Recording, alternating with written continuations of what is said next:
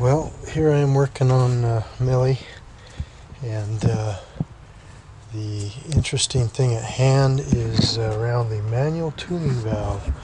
See, the RT versions of Neons have this cast aluminum intake with a dual stage induction system, so it's got supposedly a set of valves in there that are closed naturally. I think I'm trying to build what I think I know about it, and that get opened with something called a manual tuning valve motor, which I've already pulled out. Looks like this. Now, the exciting thing I suppose about this is that I've been suspicious that it hasn't been running right. I've been trying to make this RT run as good as my SXT one, and it just won't. I mean, it should. It has more pony, and it just doesn't run as good. And so anyway, I pulled out the manual tuning valve, and I couldn't move it at all. And I've worked it over and got it to where I can kind of move it, but I think the way this is supposed to work is this coil spring inside of here is probably supposed to return it to a closed state, and then the motor, which I can't believe it's a real motor, it's probably some kind of solenoid, drives it open 90 degrees, gives me my big valves for the induction in there, and then shut off when you hit the throttle off. I think that's how it's supposed to work, because it's only got two inputs, and one of them's a ground. It's just got power coming from a relay. So anyway, that's what we're trying to figure out, is why it's not working. So the other tidbit of information so far, I didn't take pictures till now, but if you look down in here, you can see that there's a sweep of 90 degrees that the valve runs through, or the butterflies operate through. And when I opened it up, it was halfway in between, which would mean I didn't have good low end or good high end, I suppose. And it's hard to move, so I think these are probably supposed to move freely too, but they're kind of stuck. I can move it if I put a right angle screwdriver in there and get it to go, but it doesn't move as free as I imagine it probably should anyway. So what I'm going to do is we're going to go for a ride. I've got it now in one direction. I need to think about which way that is, opened or closed. Take it for a ride, and I'll put it the other direction and see if I can tell that I get my low end back or get some good high end back.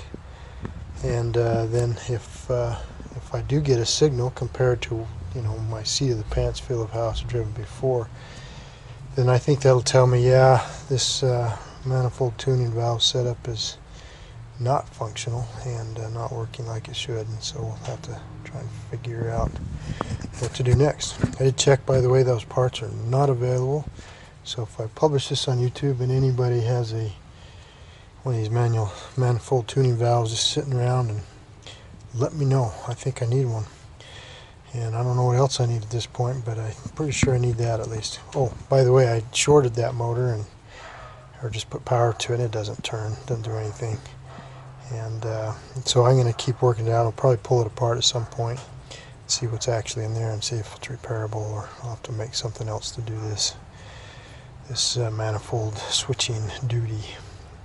Maybe I should just put an air grabber lever underneath the dash, and that'd be cool.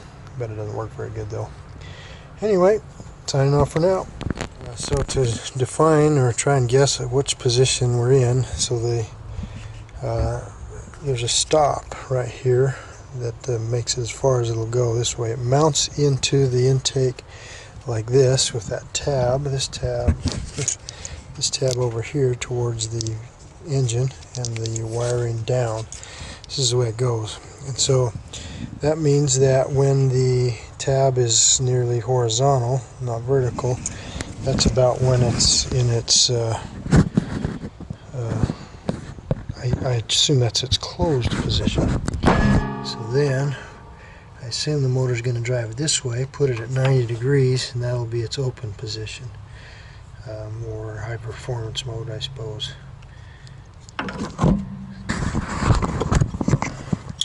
So looking down into it, it is pointed towards the engine block, the motor. The slot though is horizontal in this position down in here. So I think that means that right now is that it's in the closed position, meaning it's in non-performance mode or fuel efficiency mode or whatever you want to call it, not the valve open mode. So we'll drive it that way and see if it matches what we think we're seeing. Let's take a look here, and I've always getting these rich on bank ones ever since I put new injectors in it, trying to fix how it was running. And system 2 rich bank 1. That's because I had the map sensor pulled out. Didn't like that. So anyway, and a theory I've got is that maybe the reason why it's doing that is because if the manifold is not allowing enough velocity, if it's partially open in the high performance mode, if it could be screwing up how much fuel it should send, and tries to richen it up, and then it goes rich, and anyway, comedy of errors. Oh, but see that stumble right there? I'm pretty sure I'm going to get an error from that. So I think that's answering one of my questions, that this is not related to getting the too rich on bank 1 kind of error, the P0172. It'll show up here when I start driving.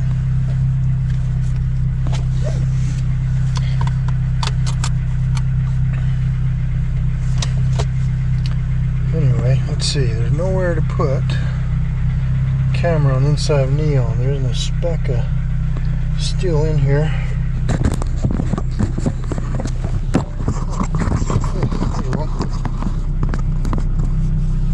Let's see if we can see anything of that.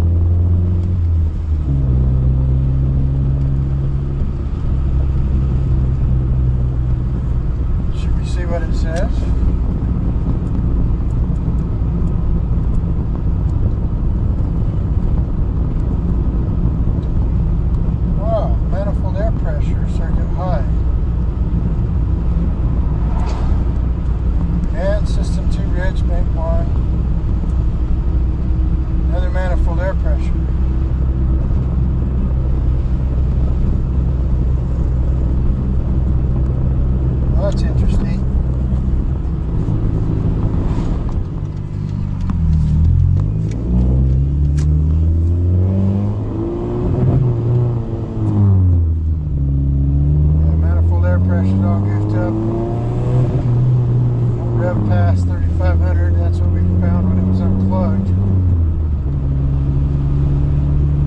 So right now it's very unhappy at me.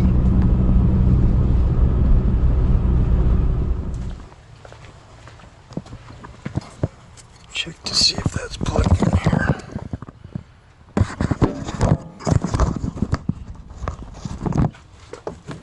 Looks plugged in. Oh, no, it wasn't. Okay, so first part of the experiment is feels better. It revs okay, but it's just no power demon at the top. So now we're going to try and rotate that valve manually. See where it is when we open it up here. Okay, just took for the test drive and confirmed that it's still on what I think is the closed position. So now we're going to open them full wide manually, and I think it'll stick there because it's kind of sticky. And we'll do it again. Oh, by the way, now I don't know what kind of forces to expect in here, but I would expect to be able to move these butterflies pretty easily. You know, with just a flat bladed screwdriver like this. I can't. I have to use an offset screwdriver and a couple hands to do it. I can't really feel it moving. And so, is that expected? I wonder if anybody knows, if they ever played with these. I don't know if that means my butterflies inside are all gummed up and, or not. Anyway. Okay. Not sure how I did it because I can't feel like I'm doing anything, but I got it now rotated so it's vertical on the tab away from the stop. I interpret that to be now full throttle operation, maximum horsepower, whatever. Let's drive it again. Erase the codes.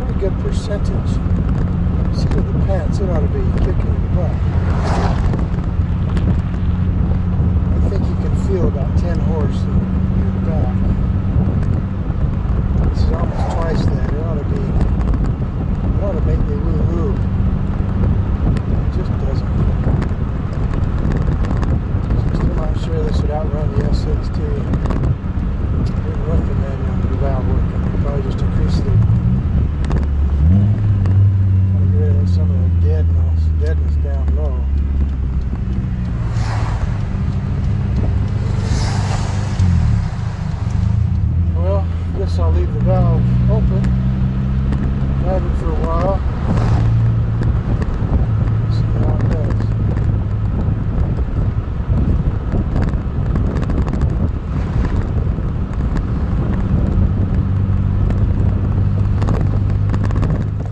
So check this out. It closed on its own, so I don't know when it closed. Well, have you ever looked in one of these? I guess I don't know what this is, but the cap has all these contacts in it. 4 coils. It looks like 2 magnets. And so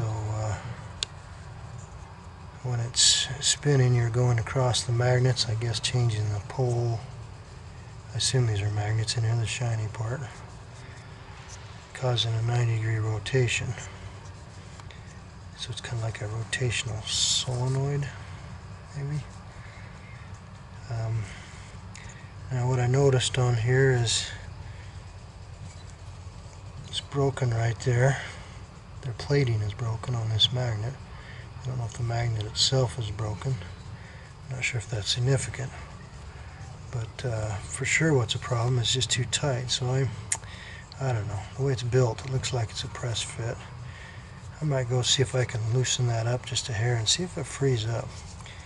I put a little bit of electric cleaner in here and it doesn't seem to help. It's just tight, and so I don't think this thing's ever going to turn. For sure the coil spring is never going to pull it back. So anyway, fascinating, huh? Well, the saga continues. So after pulling this apart, I noticed tons of debris, magnetic debris, some metal, that I was cleaning up. And there's a bearing in here, and this bearing's supposed to keep things separate. You can see all the flaking of should have been some kind of plating over this bearing that's failed. This is I don't know how it works, but this is a bearing in here. That's supposed to ride in here and keep things separated so the magnets don't contact. Well, and this is the magnet, and it was adhered to this guy. It looked like maybe some glue, and it came off at some point, but this plated side was against this side. The other side, all the plating was just flaking off. I was trying to clean it off. So I think what's happened here is the plating probably failed, and that allowed all the magnetic material to start transferring to the electromagnet. And then it just gummed it all up until it wouldn't move anymore. And the bearing's kind of clogged up too. So I don't know what I'll do. I mean, obviously I'll buy one if I could, but I may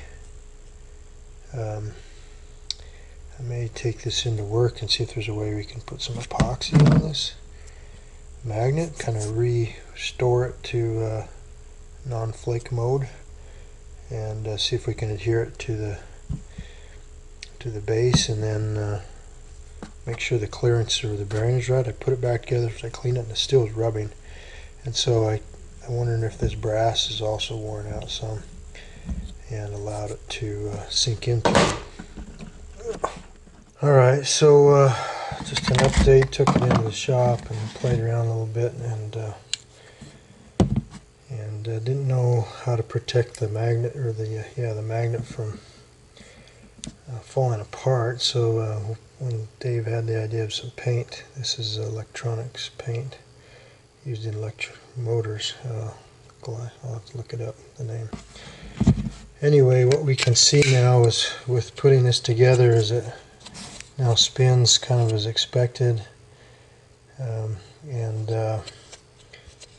If you do end up doing this, you need to be careful with how much material on the outside, because it's actually rubbing. But you kind of feel the poles. Now the question is, how's it supposed to be timed, and I don't know the answer to that. But what we really want to do is just put some power to it and see if we can get it to move, or which ways it move, and what does it do. Does it rotate 90? It'd be kind of interesting to play with. So I think that's the next step. Okay, so I think it looks like what happens, so if you get kind of between poles and hit power to it,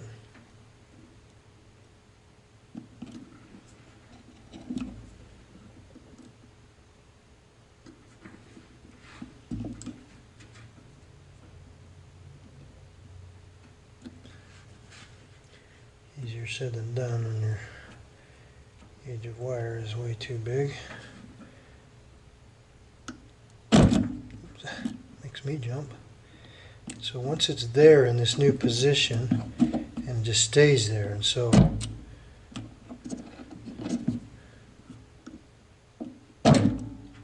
that's about a 90-degree rotation.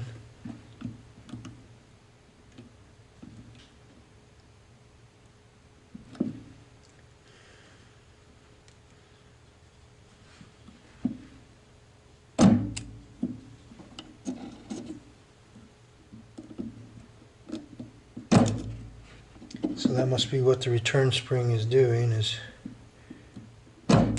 bringing that back. And so appears like we've got this guy working again. Now our gig is to try and get it timed correctly, and it looks like, so in this case it doesn't move anymore. I'm going to clock it a little more and see if it keeps going. What did that do? I didn't see.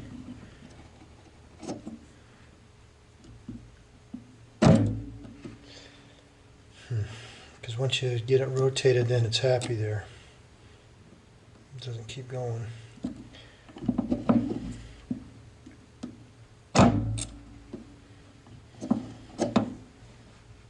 So that appears to be a home position if I can figure out how to keep it there.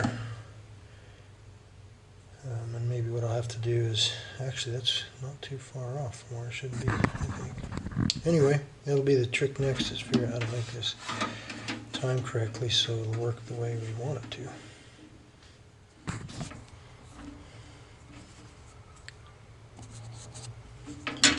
So I'll mark this and see if I can tell what's going on.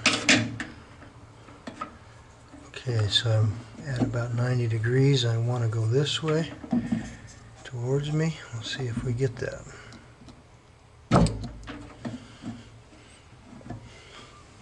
Oh, I did. Okay. So we know we're rotating the right way. Now, I think I just confirmed that having it about 90 degrees there is about where we want to start. So this actually might not be too far off from being timed. Oops. Careful with your wires. That smells funny. Two springs on the outside. One's a return spring. Fits into this notch, engages into this guy.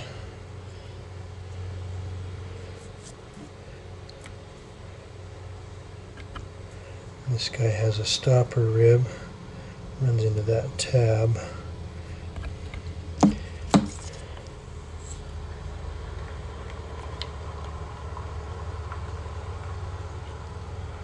Oh.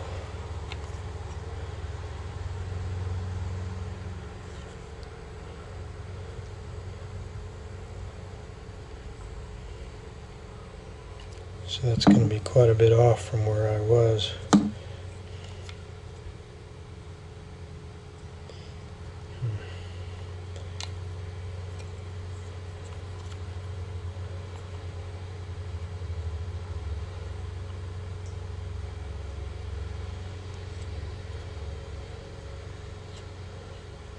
So 90-degree sweep like this.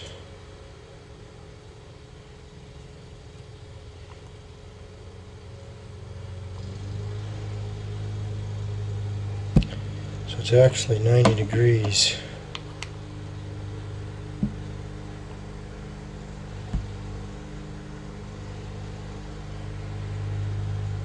From where I thought it was, so I guess I'll power it up and see if I still get the rotation I want if it's 90 degrees off.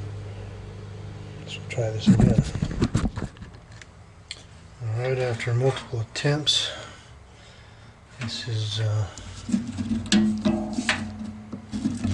trying to get this right. So there's a stopper here that is the closed position, and that bumps, the stopper has a closed position here, and then right here, this is not pushed down all the way, but I'm just checking it. If this lines up with that one, we're done. And now we're getting about right on our position.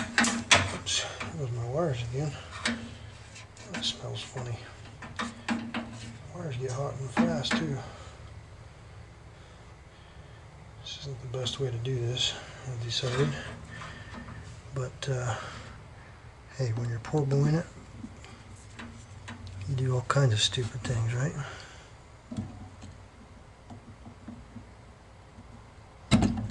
Okay, it jumped.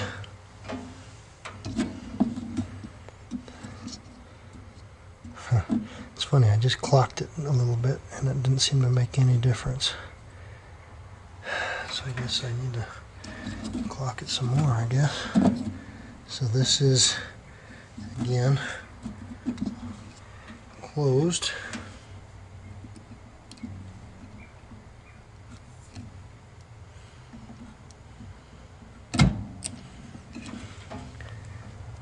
And open.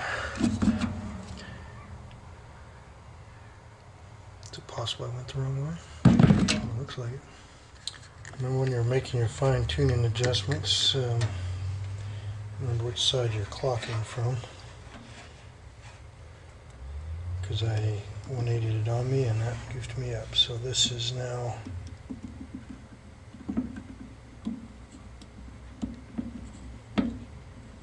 what I meant to do for the last adjustment.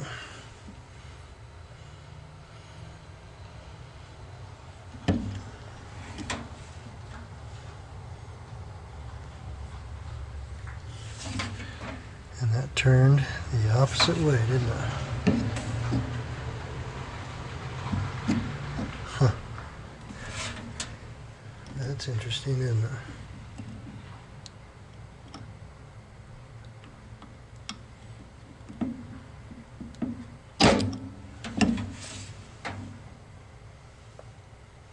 And that turned the right way, so that means it's just right on the edge of,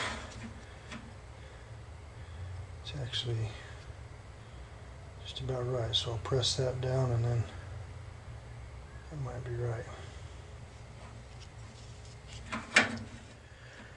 Alright, after the last adjustment, we've got this vertical here, and you can see it lines up with the notches in the magnet.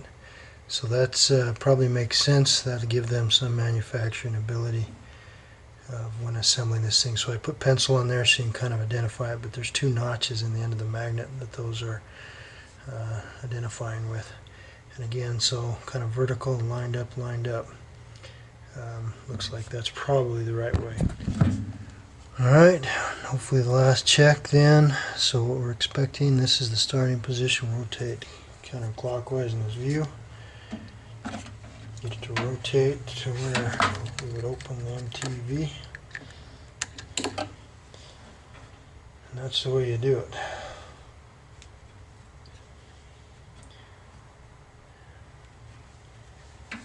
Money for nothing and hopefully some horsepower for free.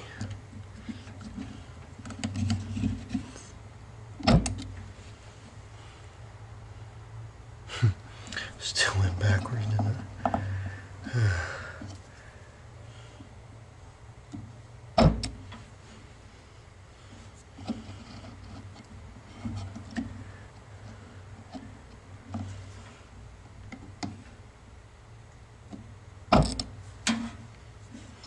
Now it's consistently, before it was actually closer. It consistently goes backwards now. So maybe I do have to, and that goes too far, so okay, guess I gotta go back one notch. Alright, with any luck at all, this is our last try. Seems to be the only best option. There's a coil spring that helps bias the unit to the closed position in here that I haven't put in. In the open position, it should rotate counterclockwise when I power it.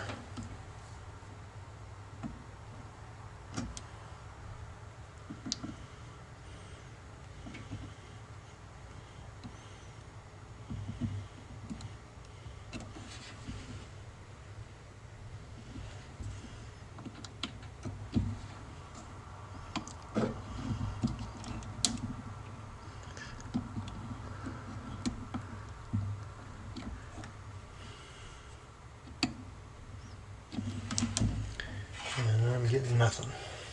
So let's snap this back cover on completely. Maybe not getting internal contact. Maybe with all my mucking around I broke it, who knows.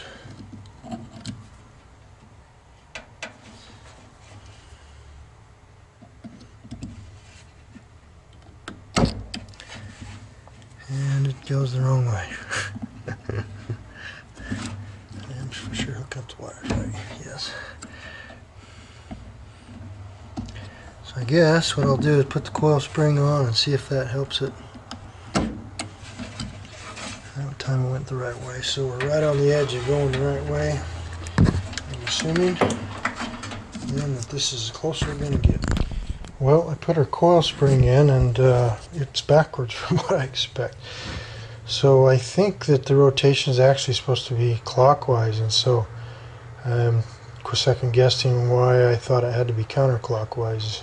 I'm just looking on the intake valve or the manifold and I can't tell, I guess, which way it's supposed to go. I just made an assumption, so maybe it's backwards. So I already put together. I guess I'll power it up, see if it rotates clockwise or if it just fights the counterclockwise rotation. And that may help me understand that maybe it does. Shaft does align with those marks after all. So let's give her a whirl.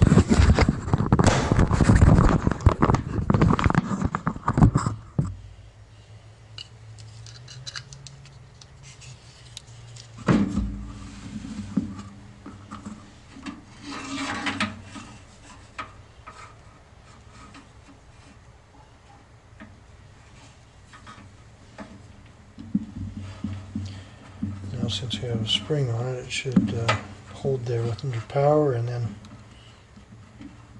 return and undo the power.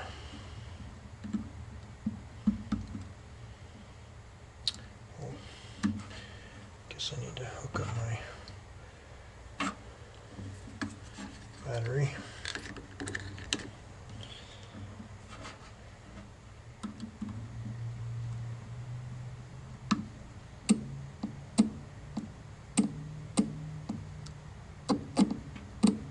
Not happy, so that means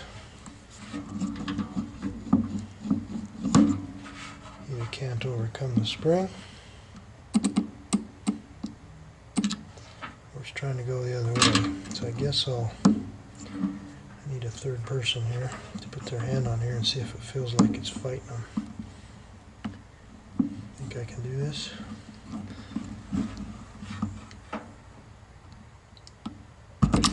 Yep. Okay, so summary.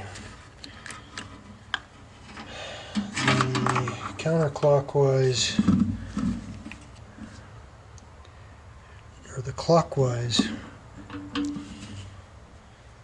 rotation is the closed position is the spring biased one this way, and then I'm confused. Yeah, it should be driving it this way, and it's not. It's driving it this way because I probably got this clocked wrong now, and so I'm going to try it again. For those of you wondering how I'm doing this, I'll show you.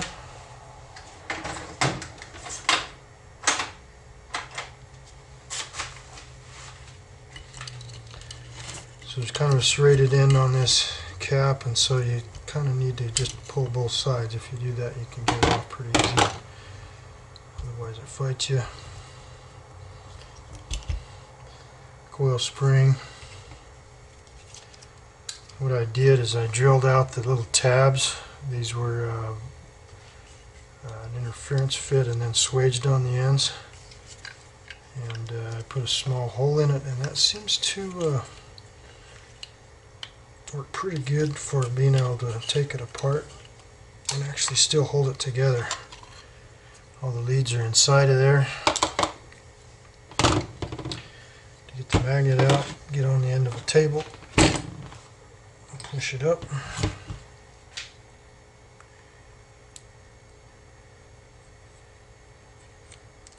This is a bearing. We had to clean it up, had a lot of metal filings in it.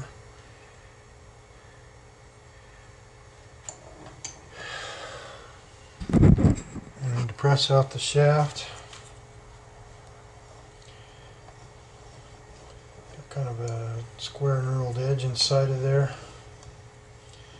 Since we have the magnet glued to the bottom, I'm trying to take care of not busting up the magnet. A press would be better, but I don't have one.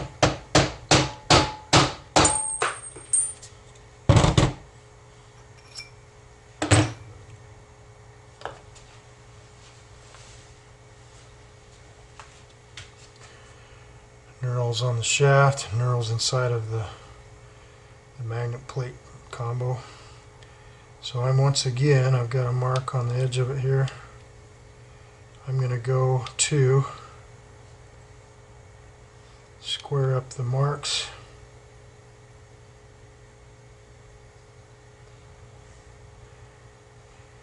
Like I showed you before.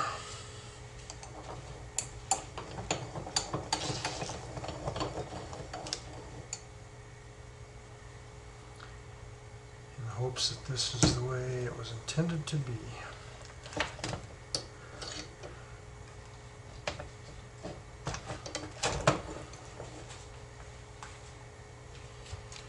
Now pressed in to line up the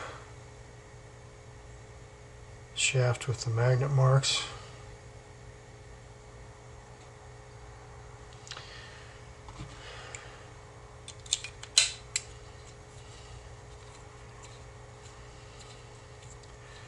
Looks like it spins okay. Assemble the cap. If I get this working, I'll probably silicone this on.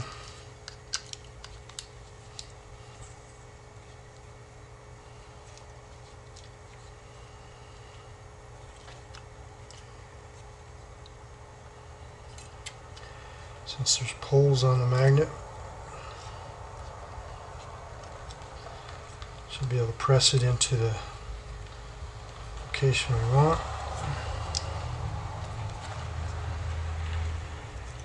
And down we go.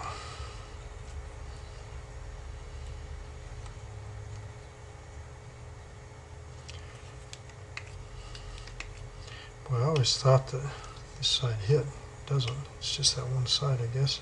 That side actually clears.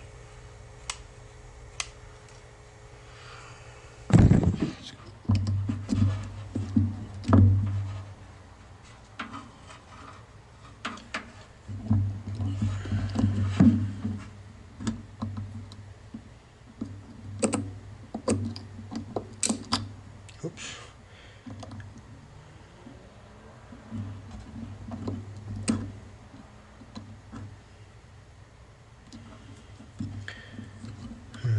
Does this mean it's still trying to go the opposite way?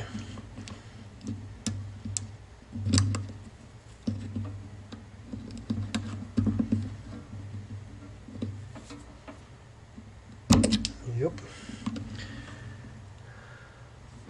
We're starting to get confused. It's too dark to see, I didn't realize that, but looking at a picture from the junkyard, so the butterflies, when you're opening the butterflies to full power mode, they rotate counterclockwise from this side of the engine. So the position that this is in is fully open. It's stuck in the fully open position, or it naturally closes to that position. So our MTV needs to be pulling it clockwise to close it to the naturally closed position, or the low performance, low speed mode, and then the MTV will rotate it counterclockwise to open it. That's what I think I'm seeing, so let's go see if that makes sense.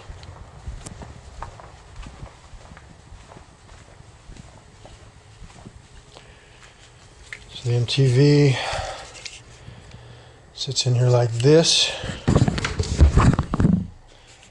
and yeah, it should be powering it, so MTV closes it to the, rotates it clockwise on the intake, closes it to the low power mode, and then the powered operation is supposed to open it. So we're still clocked wrong, and now I'm not sure which way to go. Okay, after about 20 tries, you know, you'd think you can figure this out better, but we're getting close.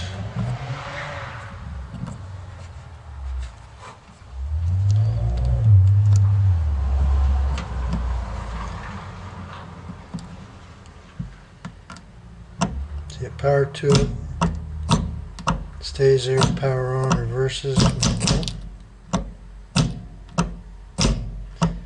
So I think what I'm going to do is move it one more click to the clockwise on the shaft and see if we get a little more rotation out of it, because it looks like we're not getting a full 90.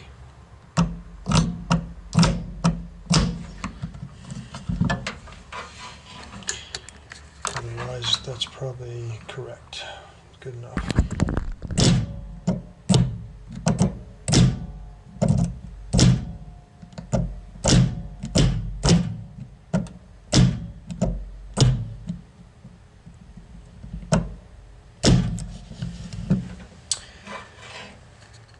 Well, that might be it.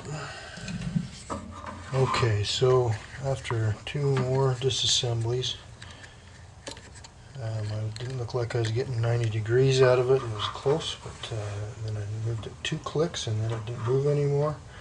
So we're right on the edge of working. So I just wanted to show where we ended up. It's close to 90 degrees, near as I can tell, in the actuation. So we're going to put it in and try it out. Okay, and just to confirm understanding, get the mirror here, you can see the lever and it sweeps through approximately 90 degrees. And in this position here it is closed, it's open. So I've been driving in the open position. It naturally opens, it seems like, because if you manually twist that, it eventually ends up back here, and by itself it appears. So a clockwise rotation for this is what sets it into the low speed mode. That's what the clock spring in there is supposed to do, and then the MTV is supposed to open it up, MTV motor. So we'll give this a whirl and see what actually happens. Problem is you can't tell what's really happening unless you drive it, I guess, and you can hear it maybe opening up. So one of the questions is, this spring, as you can see, is clocked 90 degrees off of the tab, and I think what you have to do is rotate it to preload the spring. And I'm pretty sure it probably winds up, not out. But when you do that, it really competes with this coil spring underneath there. So the instructions don't tell us anything about that. It says just don't lose the spring. And it's really helpful. Oh, the joys of working on cars. For this experiment, I mean, you never coil a spring to coil backward, right? It always goes tighter.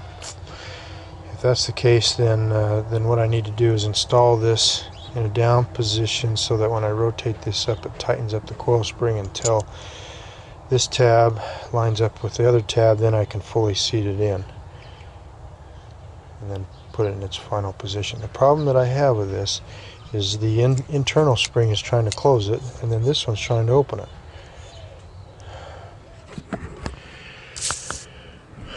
Well, the purpose for me showing you this segment is to show you that these things, I think, are confusing. So this is the end of the manifold in a clocked position that's about 90 degrees. I believe that's the wide open throttle position. I can't verify that for sure, but I'm pretty sure it is. That means that vertical is when it's in the closed position. Now, if we look at the back view of our solenoid this way, is that if you look at that, then the way it rotates is it goes this way. I have a stopper over here that keeps it from going that way, and I confirmed that that's the way it came out. So as long as somebody hadn't been in here before, which I don't believe so, then this is correct. And so the spring biases it back this direction. Well, if you look at that, my clocking is incorrect. It's almost horizontal. It needs to be vertical if I'm going to install it in this form. So that's taking me to the thought that maybe it should have been pre-wound, or will be pre-wound when we put it into a more vertical position like this, so that this tab's sticking up, and then when we power it we get another 90 degrees out of it. So in other words, I've got a 90 degree, I've got some preload on the spring, then a 90 degree preload when I put it in, then I operated another 90 degrees to get it to rotate to my operable wide open position. So now I'm back to a point of I can't tell. I need to be able to have this in a fixture in the position here and then fire it. Make sure it goes another 90 degrees this way. Right now I've got it so it goes 90 degrees off of this stop, which doesn't appear to meet the needs. So I'm probably stumped.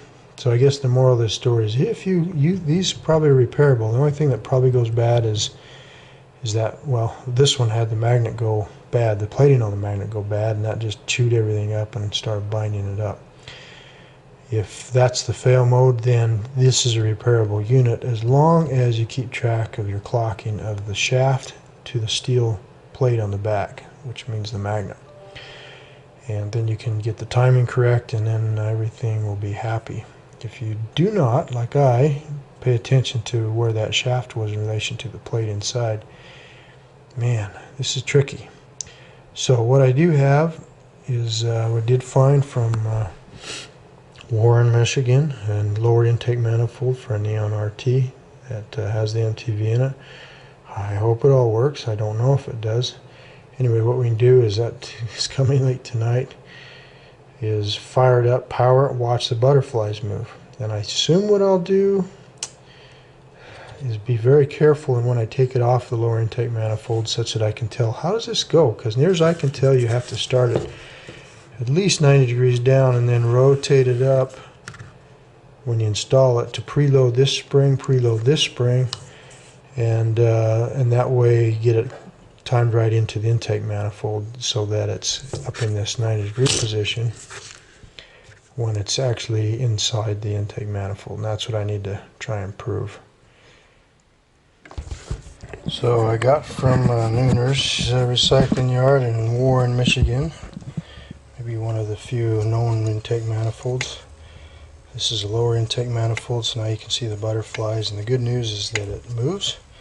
I judge that to mean that our motor is not frozen, which is great. So that means I can use this thing, and then I can use my lower intake manifold here to tune my repaired motor and try and get it timed so it'll do it. So the first thing we'll do though is fire this one up, confirm it moves, see what level the valves open, the butterflies open, and then that'll give us an idea of how to tune that guy. Anyway, exciting time, especially since I'm planning to take this drag racing tomorrow. Okay, brown and yellow is hot, and brown is ground.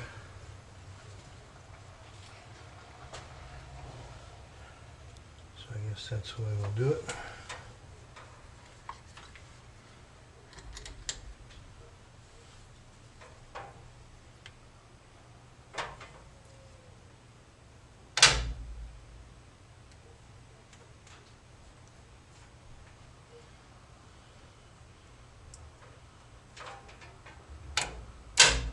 Like that opens it fully, so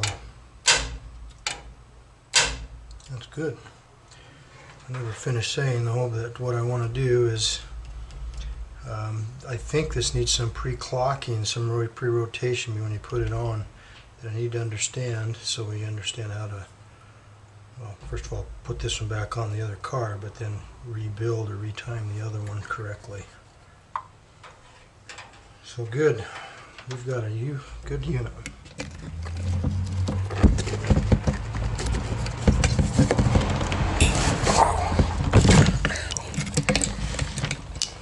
Those are good and tight.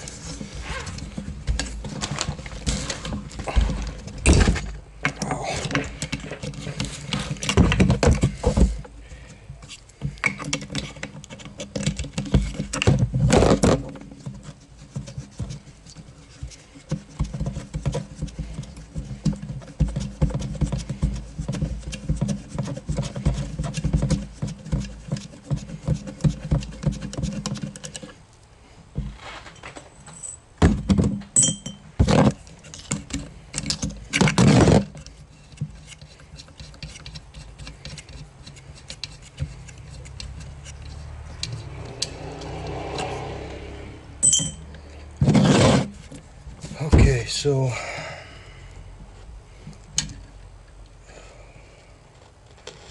that pulled straight off.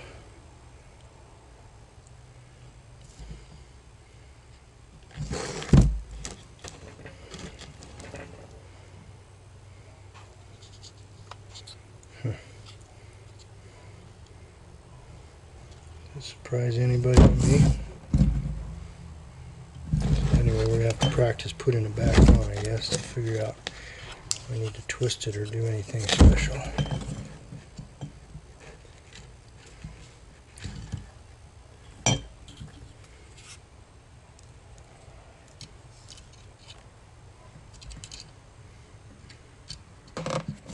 So I don't know if you have to do anything special with that spring, but I just stuck it in and it works. And so, just like it came out, it's like all you have to do is stick it on the way it came off, and you're done. And I don't know why that works, but it seems to work great.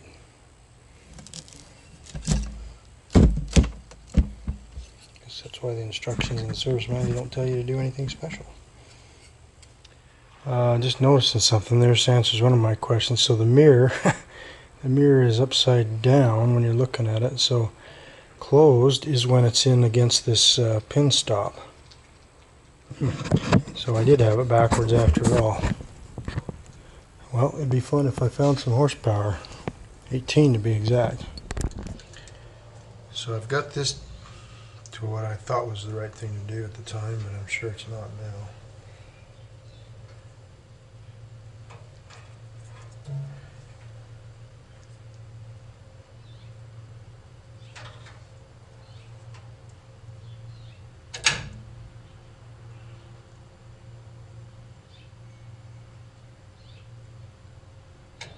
Oh, guess what?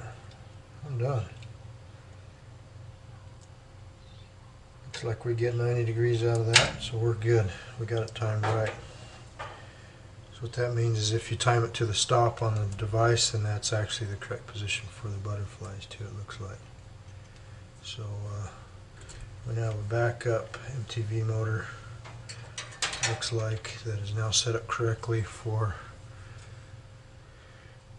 if and when I ever need to replace the MTV on the Neon RT. That's the way you do it. Okay, well, after some fighting with installing it, what I had done is, in trying to turn the manifold, I couldn't tell which way to go, and I think I stretched out the two prongs, so I had to squeeze them back in and try and make it all fit. Anyway, that took a couple hours, but I think it's in. It feels like it's working. It feels like I think it should be. It's got good low-end punch now that it didn't have before. It had a big dead bottom, and it pulls good. The red line, it's torque steering pretty bad, which it's never really done. So I'm assuming that's partially related to having a few more ponies at hand. Feels to pull to red line a little bit better. So I think it's fixed. We'll know tomorrow, I guess. Take it to the track and run it down the quarter mile. If it's got an improvement in ET, then that'll be probably the proof in the pudding instead of relying on seat of the pants feel. Anyway, it was definitely bad, and I think it's working now. Okay, back in the pits out here at the track, and I didn't take you for a ride. I don't like cameras on the outside of the cars anymore, and so it's kind of hard to do that. Anyway, left lane here, 345Q, 060 reaction. It launched pretty good, but spun really hard. We got more bottom end than we used to have. So anyway, ran a 1707. That's as fast as it's run by about 10th. So it feels pretty good. I think that's about the same speed as before. So we ran it again. This is right lane. Not as good a reaction, but getting it figured out. And it didn't spin this time. And so I ran a 16.9. So it's kind of whittling down. If I can get it to hook up good, then it's almost as fast as the Super Bee. It's not necessarily the greatest goal, but that's just be happy to be in the 16s. Alright, this is our Halloween classic. The MTV appears to be working for sure. Nice light, by the way, right? 0.001. So pulled pretty good off the line. I didn't record it, but so 1682. I finally beat the Super B Neon at 16.85. And so the RT is now faster than the Super B Neon, which has been one of the, if I could just, then I'd be happy things. Looks like we're there, so I'm happy. We're racing Perry.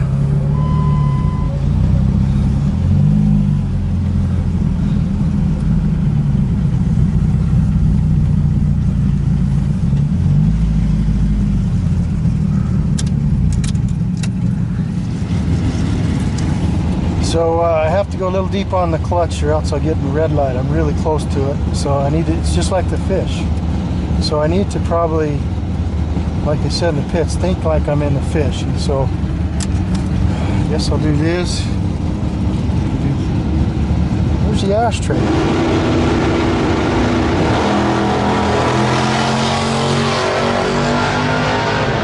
have no ashtray.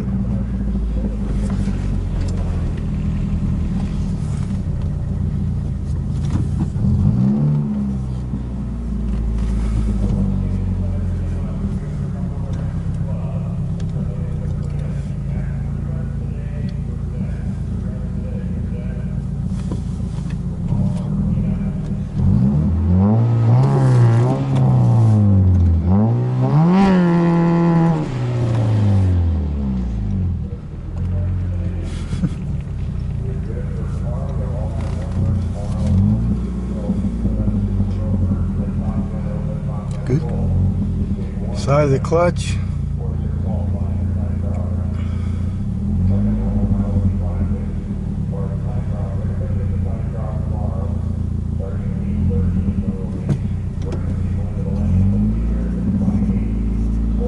In deep.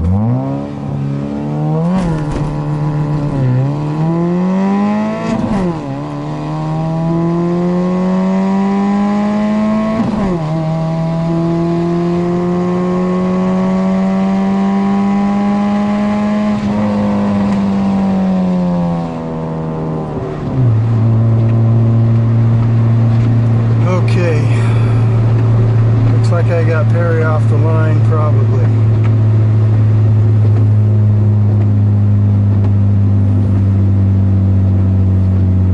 He was seriously playing catch up.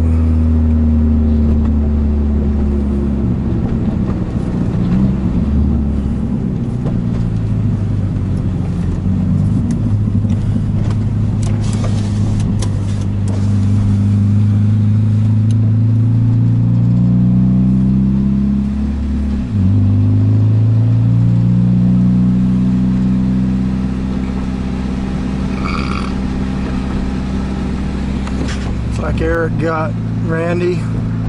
Wasn't going very fast, so I must have had him on the tree too. So I didn't see it, but I saw the wind light. Let me tell you, that means I get to race Jason. Jason's in round 2.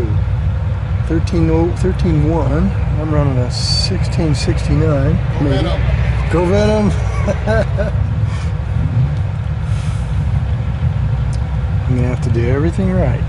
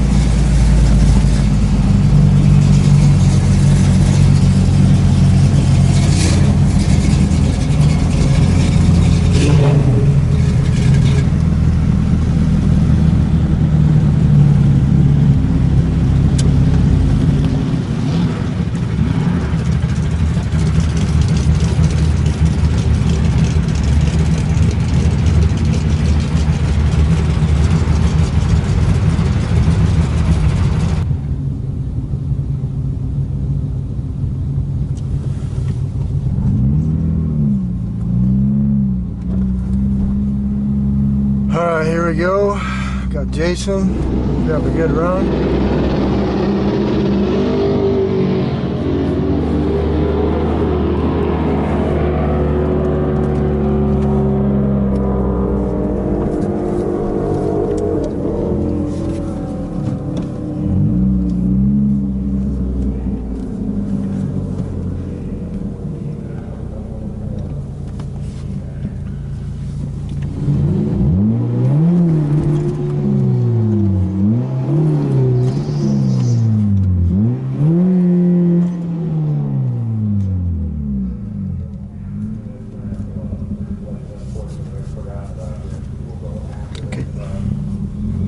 Side of the clutch, hand on the emergency brake. Here we go.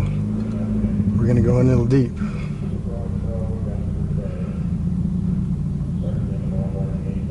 5, 6 on the brake.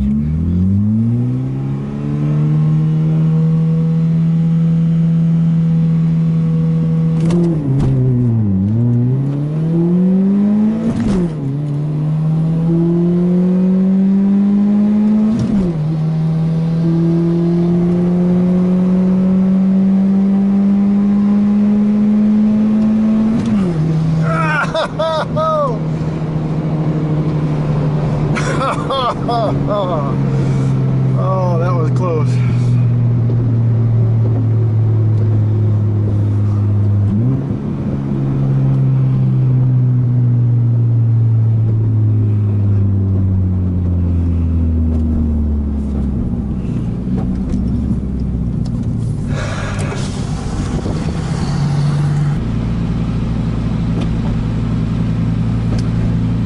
Well, if I had to judge, I didn't have that great of a light.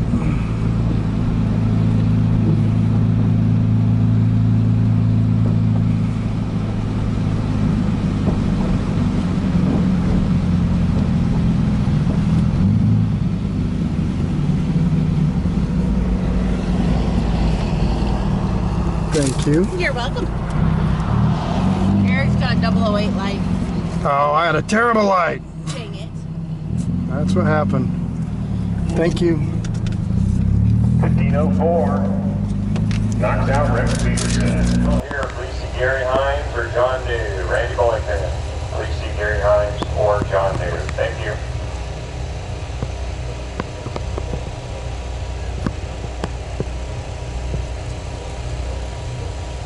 Did you hit the brakes at all? You went straight through. I took off 8 miles an hour. You were on the brakes. Oh, I thought it was close. I thought it was closer than that. I was on the brakes before I passed you. Because I told Perry, I go, he's coming up really fast. Well, look at the mile an hour difference. I usually go through at 106. I got 23 miles an hour on you. Normally. Yeah. Right. Oh, I thought it was a better race than what it looked like then. Good job, Eric. Thank you. Woohoo! Troy was sleeping. Okay, in typical engine nerd style, we plotted or put some data in so we can look at it. We've got about 8 points of data for the before the MTV was worked on, and we've got 4 data points where the MTV seemed to be working, at least closed, but it didn't seem to be opening. And then after that race, it was working fully, and so I call this the full MTV. And from that, we can look at a couple data points. So the complaint that I had early on for reaction time is I was really having trouble getting the car to launch, and so we were running at an average of 0.12. I just couldn't get the reaction time down. The car would not move. And then after fully closed and or operational, they were pretty similar. Is starting to get predictable on being able to launch the car. So 60 foot, you can see that it dropped about about a tenth, roughly, by getting the MTV working. Appears to be about right. Of course, that's tricky to how to launch the car, but it seemed to be coming off the line better. And then the ET is about, looks like we're averaging darn near 17.3s and got down to 16.7, so a little less for average times, and so it came down quite a bit. what else can you do to buy that many tenths of a second? It's pretty cool. And then the speed, for the quarter miles, I just took the maxes so I kind of get an idea. So I went from 82 to 84, so picked up a couple miles per hour. So that's a pretty good little horsepower gain, getting a couple miles per hour out of it, and about 6/10 of a second on an ET. So that's pretty interesting amount of improvement that the MTV made between not working and then fully working. So I've heard of some guys that say, hey, knock the butterflies out of these, you know, just get rid of all that stuff. And it's like, I don't think you want to do that, because that's basically you're not getting the low-end grunt that you would like to have if that's gone and you're using those small ports only. And so the MTV is a good thing.